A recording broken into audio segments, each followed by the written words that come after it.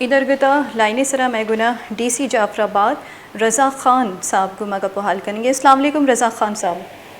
जी वालेकुम सलाम। सर बताइएगा कि गुज़श्ता रोज़ ये जो वाक़या पेश आया, अफसोसनाक वाक़या था कि केटल फार्म में गुज़श्ता रोज़ ये जो वाक़या था, तो उसमें आप बताइएगा कि सैलाब मुतासरीन इतने दरबदर बदहाली का शिकार क्यों है? क्या उनको इमदाद नहीं मिल रही? नहीं जी मैडम, सबसे पहले तो मैं आपको बताता चलूं कि बहुत ही अफसोसनाक वाक़या था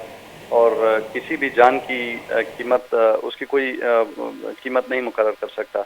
जहाँ तक आपने बात की कि बेआसरा लोग बैठे हुए हैं, ये कल का वाक़या भी राशन तकसीम करने के दौरान हुआ, जो कि साबित करता है कि इंतज़ामिया और जो गवर्नमेंट के इदारे हैं वो फंक्शन हैं और वो काम कर रहे हैं। ये एक अनफॉर्चुनेट वाक़या भी हुआ उस टाइम जब ये राशन तकसीम किया जा रहा था। तो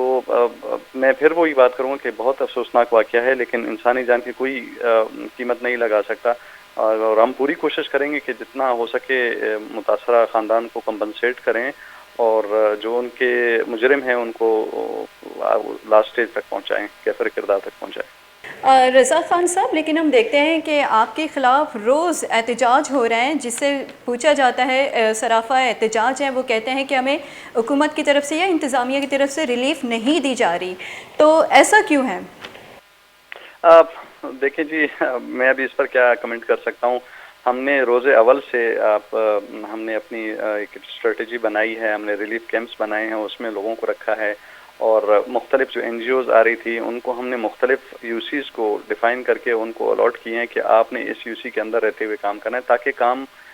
स्प्रेड हो डिस्ट्रिक्ट में और डबलिंग ना हो और वसाइल का ज़िया ना हो। ऐसा भी हमने देखा है कि एक ही यूसी में 2 मुख्तलिफ NGOs आके डबल राशन देकर गईं, तो उसके बाद एक प्रॉपर मैकेनिज़्म बनाया गया और हमारे इदारे जहाँ-जहाँ तक हम पहुँच सकते थे हमने अल्हम्दुलिल्लाह रेस्क्यू किया। पहला हमारा मिशन रेस्क्यू का था, उसके बाद लोगों को खुराक और तिब्बी इमदाद देनी थी, वो फ़ेज़ हम कर चुके हैं अल्हम्दुलिल्लाह। अब हम सेकंड थर्ड फ़ेज़ की तरफ जा रहे हैं, जो कि रिहैबिलिटेशन का है, जिसमें सर्वे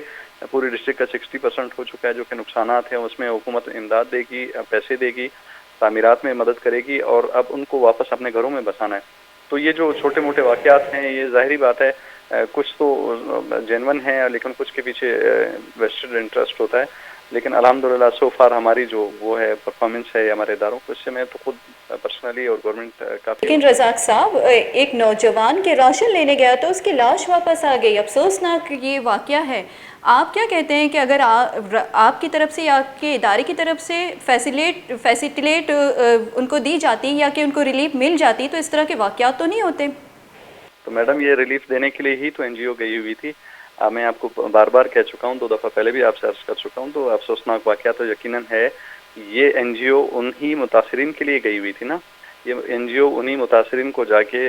राशन देने गई थी। अब देखें NGO जब पहुँच जाती है, उसमें ऐसे भी लोग एंटर हो जाते हैं। ये NGO प्रॉपर तरीके से गई थी, 1-2 दिन पहले सर्वे किया गया था और उस सर्वे के बाद वो तमाम मुतासरा जो ख़ानदान हैं, उनको टोकन इशू हुआ था। टोकन इशू होने के बाद नेक्स्ट डे ये वहाँ रिलीफ देने गए हैं, तो आसपास के लोग जो शायद इस इलाके से ताल्लुक़ नहीं रखते थे और जो रोड पर आम गुजरने वाले राहगीर, वो भी खड़े हो गए और उन्होंने भी डिमांड करना शुरू कर दिया। तो ज़ाहिर बात है जितने टोकन इशू हुए हैं उतने ही राशन आने थे, तो उसमें फिर क्राउड। लेकिन रज़ाक साहब, आपसे ये जानना चाहूँगी, चूँकि आप कह रहे थे कि लोगों को रिलीफ देने के लिए ये NGOs वहाँ मौजूद थी, लेकिन ये जो बदनज़मी हुई है, तो उस हवाले से आप क्या कहेंगे कि क्यों ऐसा हुआ है? और वहाँ पर एंटी टेररिस्ट पुलिस क्या कर रही थी, क्योंकि दहशतगर्द तो कोई था ही नहीं।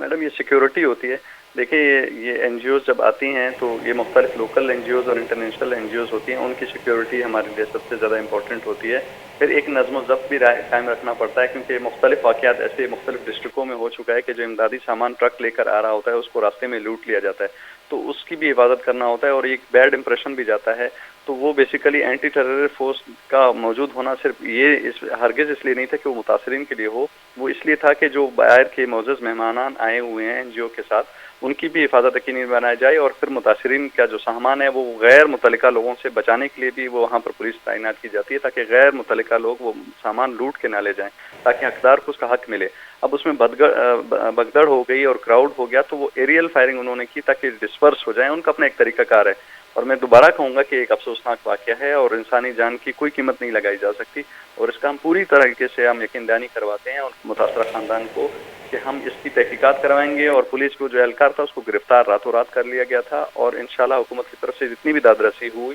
وہ ہم کمپنسیٹ کریں گے ضرور انشاءاللہ۔ بہت شکریہ رضا خان صاحب وش نیوز کو ٹائم دینے کے لیے۔ ڈی سی جعفر آباد رضا خان صاحب میں گناہ گپو حال کریں گے گپو حال شما دلگوش کو چکیا یہ گوش کیا کہ ای اس کی افسوسناک پہلے بابتا میں امنچو مذمت کنک بی بی کم میں کہ یک این جی او زی در ملکی این جی او زی راشن باہر بانک کنک بودتگا تو ای دوران استی بدمزگی بود اور اینٹی ٹیررسٹ پولیس گوشہ گمی بواگیں کہ اینٹی ٹیررسٹ پولیس اودا موجود بودتا گوا اینی نیم گاچی فائرنگ کنک بودتا کہ چری فائرنگ گاچی نوجوان بیران بودتگ سوال چست بیتے کہ اودا اینٹی ٹیررسٹ پولیس چے کنگا بودتگ آیا اے راشن بہربان کیا متاثرین بودتگا اینی سیکیورٹی واسطہ اینٹی ٹیررسٹ پولیس اودا چے کار کنگا بودتگا پرچہ کے اشی ذمہ داری نہ بودتی اور یک متاثرین ہیں کہ وحدے کے وطی لا پہ واسطہ روتے لائن سر اشتے تے راشن باہر بانک کنگے نیامہ کے بڑی واقعہ پیش کہیں تے ایوت یک مزنید جوستے او دے انتظامیہ نمگا چی حکومت نمگا چی کہ این استے لا پہ واسطے ای وڑ انچو جد و جہد کنگ لوٹی تے وادی یک نوجوان یک ورنہ ہی وطی راشن واسطہ روتے وطی لوگا